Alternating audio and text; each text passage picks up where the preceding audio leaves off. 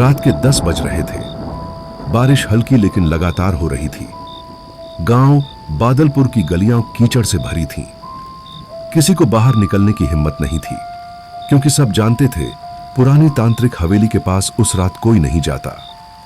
लेकिन 3 दोस्त रोहित, इमरान और चंदन शहर से गांव घूमने आए थे।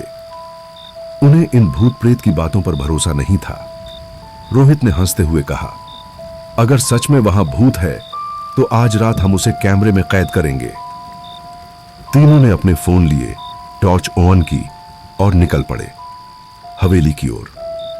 रास्ता संकरा और पेड़ों से घिरा था। हवा में मिट्टी और सड़े हुए पत्तों की गंध थी। जैसे जैसे वे आगे बढ़े, चारों ओर अजीब सन्नाटा छा गया। यहां तक कि झींगुरों की आवाज भी थम गई थी। अचानक इमरान ने कहा, भाई देख, वो सामने क्या है। दूर एक टूटी हुई दीवार के पीछे काले रंग की हवेली खड़ी थी। टूटी खिड़कियां, झुके हुए खंभे और दीवारों पर उगे काले काई के निशान। गेट पर लिखा था, यहां किसी को प्रवेश नहीं करना चाहिए। मृत आत्माएं जागृत हैं। तीनों अंदर दाखिल हुए। कमरों में जालों का साम्राज्य था। दीवारों पर तांत्रिक चिन्ह बने हुए थे, उलटे त्रिकोण, राख के घेरे और कुछ संस्कृत के मंत्र। चंदन ने मोबाइल की फ्लैशलाइट जलाते हुए कहा, यह सब पुरानी बातें हैं, कुछ नहीं होता। तभी अचानक ऊपर की मंजिल से एक थप थप की आवाज आई, जैसे कोई नंगे पैर चल रहा हो। रोहित ने कैमरा उठाया, चलो देखते हैं कौन है। ऊपर पहुंचकर उन्होंने देखा, फर्श पर एक बड़ा गोल निशान बना हुआ था और उसके बीच में जले हुए दिए पड़े थे। उनके पास एक पुराना लकड़ी का डिब्बा रखा था जिस पर राख जमी थी। रोहित ने झुककर उसे खोला।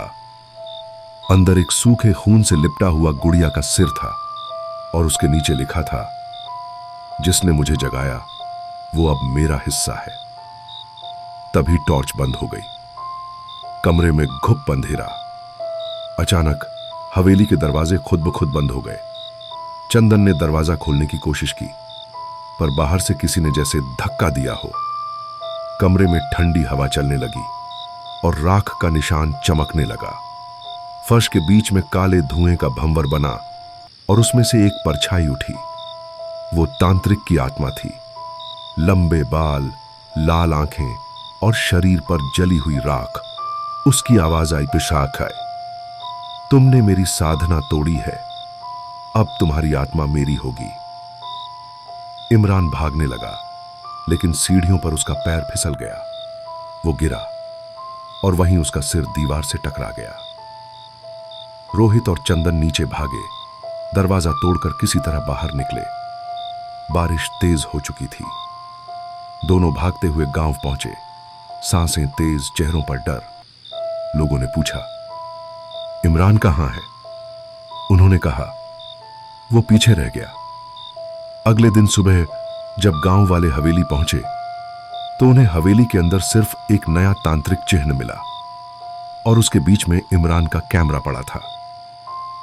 कैमरे की आखिरी रिकॉर्डिंग में दिखा, रोहित भाग रहा था और पीछे से इमरान की आंखें लाल चमक रही थीं।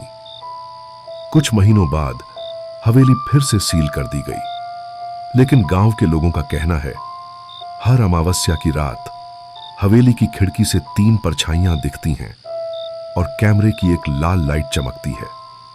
कोई नहीं जानता कि वो आत्माएं अब भी हवेली में हैं या किसी नए शिकार की तलाश में। है।